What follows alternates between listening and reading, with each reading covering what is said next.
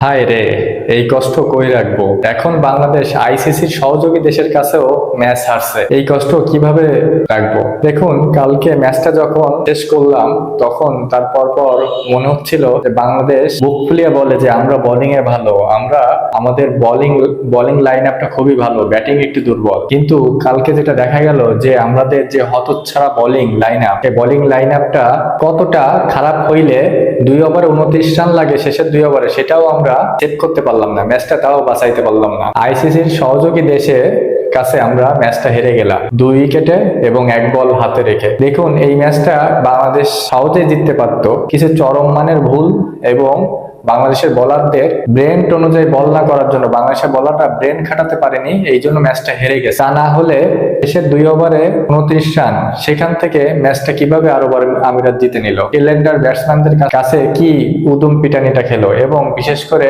শরীফুল ইসলামের 19তম ওভারে দেশের যে তিনি যে থ্রোটা করলেন, ওই থ্রোতে যে 5টা রান হয়ে গেল, এই রানটা কিন্তু অনেক বড় একটা ইফেক্ট ফেলেছে ম্যাচ। এবং শেষের ওভারে তানজিদ হাসান সাকিব তিনি যেভাবে নো বল, যেভাবে ফুল টাচ, যেভাবে ওয়াইড দিয়ে ম্যাচটা একবারে হাতে তুলে দিয়েছেন আরব আমিরাতের, সেটা খুবই কষ্ট লেগেছে এবং সেটা খুবই হৃদয় বিদারক। দেখুন, প্রথম ম্যাচের এক প্রকার হিরো ছিল মুস্তাফিজুর রহমান, তিনি এই ম্যাচে নাই, অবশ্যই একটা কনসার্নের জায়গা ছিল যে কি হবে, কিন্তু তারপরেও আমাদের বোলাররা কিন্তু বেশ ভালোই করেছে, মিডিল ওভার গুলোতে আরব আমিরাতকে চেপে ধরেছিল। দেখুন, আজকে কিন্তু আমাদের ব্যাটসম্যানরা ওপেন থেকেই খুবই ভালো খেলেছে, সবাই কিন্তু রান করেছে, সবাই রানের ভিতরে ছিল। এবং আজকে বেশ কয়েকটা চেঞ্জেস আসবে সেটা আমরা আগের থেকে ধারণা করতে পারছিলাম এবং সেটাই হয়েছে। দলে ঢুকেছেন আজমল হোসেন শান্ত, দলে ঢুকেছেন রিশাদ হোসেন, দলে ঢুকেছেন রাহিত রানা, দলে ঢুকেছেন শরীফুল ইসলাম। 4টা চেঞ্জ আসছে, অবশ্যই একটা উলট পালট হবে এটা তো বোঝাই যাচ্ছিল। তাতে করে আমাদের ব্যাটসম্যানরা দারুণ শুরু করে এবং ওপেনিং ব্যাটসম্যান দুর্দান্ত করে। দলের হয়ে ওই ওপেনিং 2 ব্যাটসম্যানই সর্বোচ্চ রান করেন এবং তানজিদ হাসান তামিম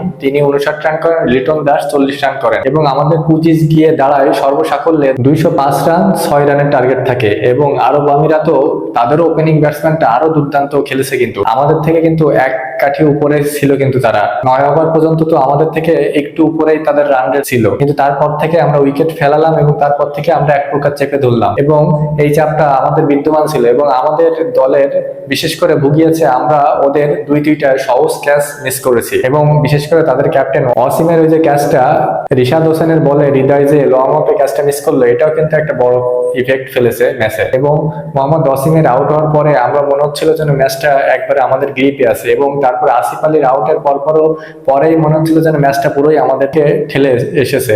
কিন্তু তার পরবর্তীতে কি হলো, তার পরবর্তীতে লাস্টের দিকে টেলেন্ডারটা ম্যাচটা ঠিকই জিতে নিল এবং আইসিসির কোনো সহযোগী দেশ এবং আরব আমিরাত কোনো টেস্ট খেলোয়াড়ের দলের বিপক্ষে এই প্রথম তারা জয়লাভ করলো এবং সেটাও বাংলাদেশের বিপক্ষে।